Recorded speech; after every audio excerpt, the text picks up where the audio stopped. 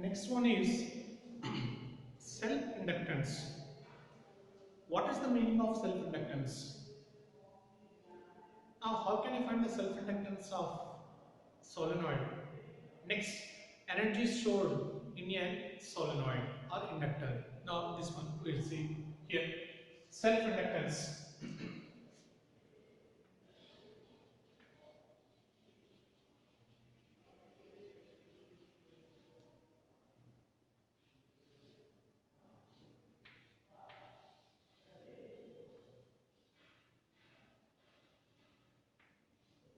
Now here, only one solenoid I have taken, one coil I have taken. That coil is connected to a battery with plug key. Now, what is happening? If I am closing the key, this is the key, this is the battery, this is the coil, solenoid. Now, if I am closing the key, what's happening? If I am closing the key, the current start flowing to this solenoid, magnetic field is changing. Because of changing magnetic field, flux changes. Because of this flux, induced EMF is produced in the coil, and from the range law we already know this induced EMF is try to oppose the current. Because of this one, when the current starts increasing, but it cannot go immediately to the maximum value because of this range law, the opposition is try to not to increase the current to up to maximum value. In the same way, if I am opening the key, the current starts decreasing. If the current starts decreasing, magnetic field is decreasing, and again, because of the magnetic flux is changing, induced EMF is produced. But this induced EMF is trying to oppose the decrease of current. That is the reason immediately it cannot becomes zero. So from this simple experiment, it is concluded that self-inductance is the property of a coil by which the growth and decay of current is caused due to self-inductance.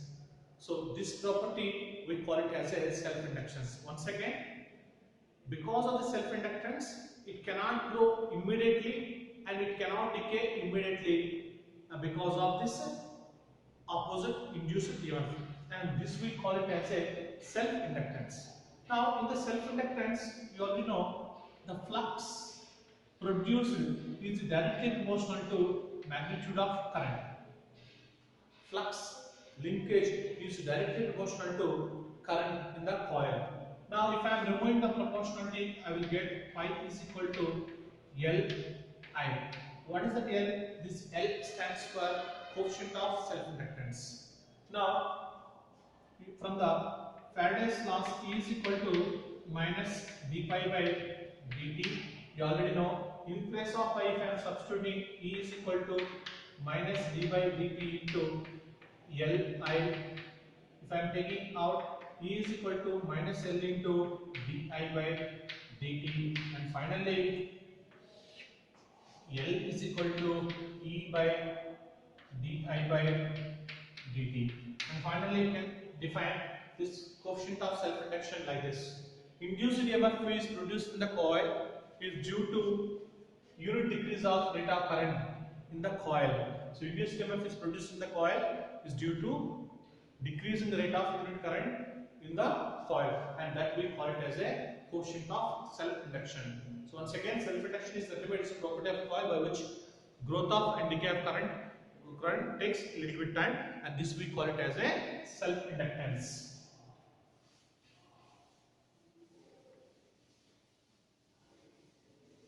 Next, self-inductance of a solenoid. Self-inductance of a solenoid. Already in the previous class we learned mutual inductance of a solenoid. Now here we will learn self-inductance of a solenoid. Now here I am taking one solenoid. In this one, current I is passing. A be the area. A be the area. Now, N be the total number of turns, and number of turns per unit length is equal to N by L. So, these you must know. I is the current which is passing through the solenoid. A is the area. N is the total number of turns, and small n is the number of turns per unit length of the solenoid. Now, first one. The magnetic field inside the solenoid is given by B is equal to mu naught N I. B is equal to mu naught N I. And in place of N, you can use capital N also. So B is equal to mu naught N by L into I. N by L into I. N is equal to N by L. Next.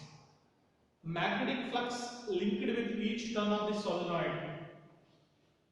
Pi is equal to B into A. That is mu naught N by L I into A. Now, the total number of turns linked with the total solenoid is given by pi is equal to one more n you have to add n mu naught N by L I into A, and finally we will get pi is equal to mu naught N square A I by L. Just now we already know pi is nothing but L I. This is equation 1, this is equation 2. From 1 and 2 we will get Li is equal to mu naught M square A I by L. This I and I cancel, and finally L is equal to mu naught M square A by L. So this is the self-inductance of a solenoid. So once again, all of you see the explanation part for self-inductance of a solenoid. See, here I am taking one solenoid. In that solenoid, I is the current passing through the solenoid, and A be the area, and N be the total number of turns, and small n is the number of turns per unit length of the solenoid. Now, we already know the magnetic field inside the solenoid is given by B is equal to mu naught Ni. The small n I express in terms of capital N, that is N by L. Next, magnetic flux linked with the each turn is given by B into A, and magnetic flux linked with the total solenoid is given by multiplying with N, you will get this one. Then you already know the flux linked with is directly proportional to current, that is pi is equal to Li. By using 1 and 2, we will get L is equal to mu naught N square A by L. Similarly, factors on which mutual inductance depends. Already last class we know. See, mutual inductance depends on number of turns, size, shape, area, and distance between the coils. And similarly, here also the mutual inductance, self-inductance depends on number of turns, next area of the coil, next length of the solenoid,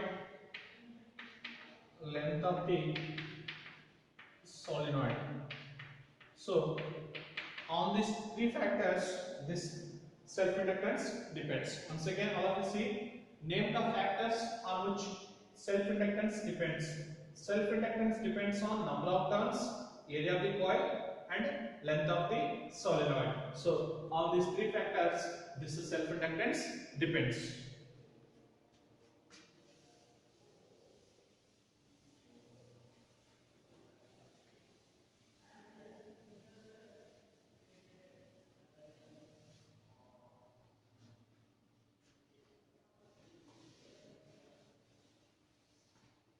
And next very highly important question.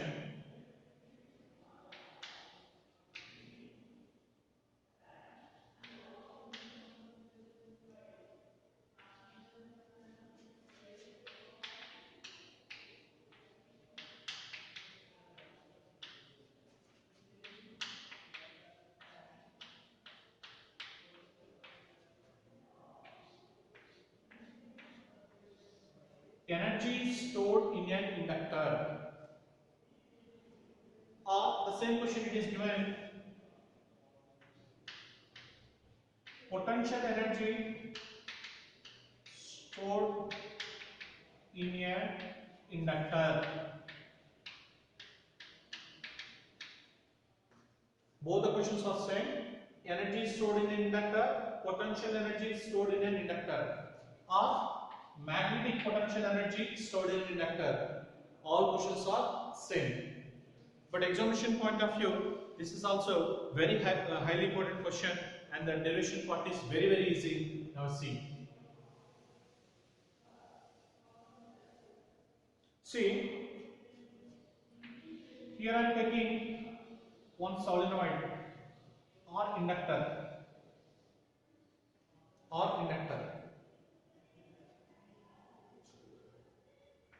Now the current is passing in that solenoid.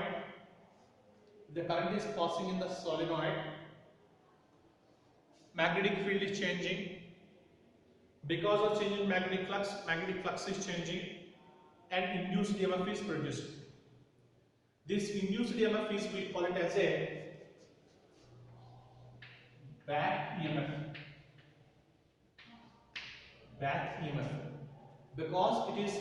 Because from the Lenz law, it is opposing the induced EMF. That is the reason it is called back EMF. In order to overcome this back EMF, work has to be done. This work done is stored as potential energy in the solenoid. Once again, if the current is passing through the solenoid, magnetic field is changing. Because this magnetic flux is changing, induced EMF is produced. The direction of this induced EMF is opposing. This we call it as a back EMF. Then to overcome this back EMF, work has to be done. This work done is stored as potential energy in the solenoid.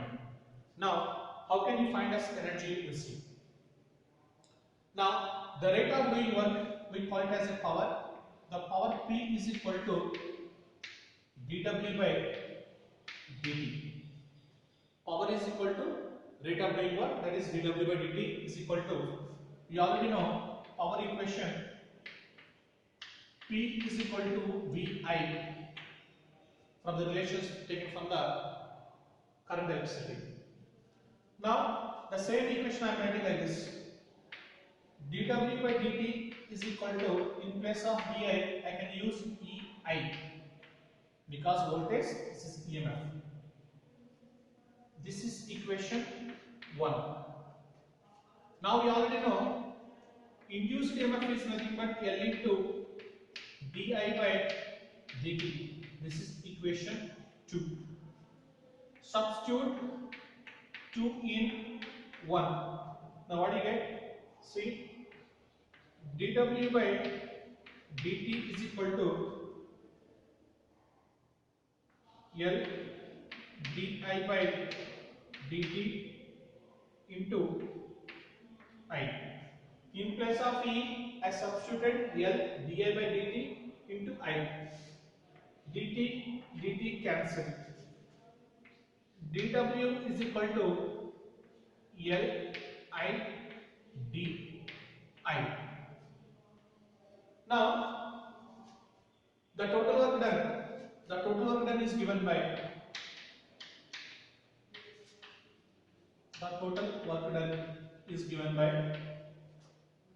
W is equal to integral dW. Integral dW value Li di. If I am taking L is common, it will be I into di. We already know integral x into dx is equal to x square by 2. By using the equation, you can get here L into I square by 2, and finally we will get half L I square. So this work done is stored as energy, that work done is stored as energy, so W is equal to half L I square. So this is the finally, this energy is stored in the form of magnetic potential energy. So once again, all of you see the try to understand the derivation. See, this question can be asked in two ways. What are the ways? Energy stored in an inductor, energy stored in an inductor, or magnetic potential energy in an inductor, magnetic potential energy of an inductor. Now once again, all of you try to understand the derivation part once again.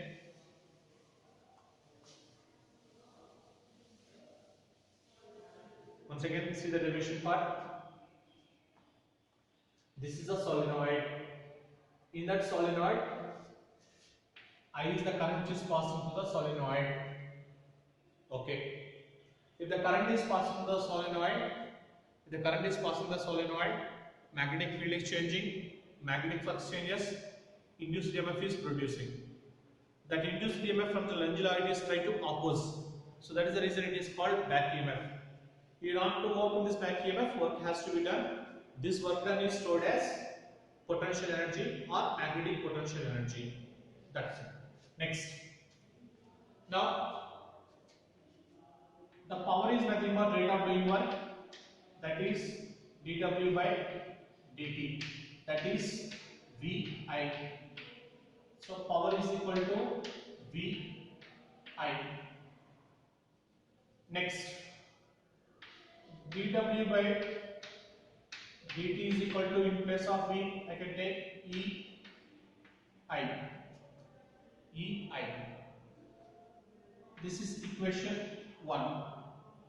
In place of induced EMF, I can take E is equal to L into di by dt.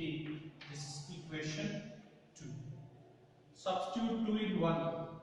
Substitute 2 in 1, then we get dW by dt is equal to L di by dt into I. dt cancel. Now what do you get? dW is equal to Li di. Now the total work done is given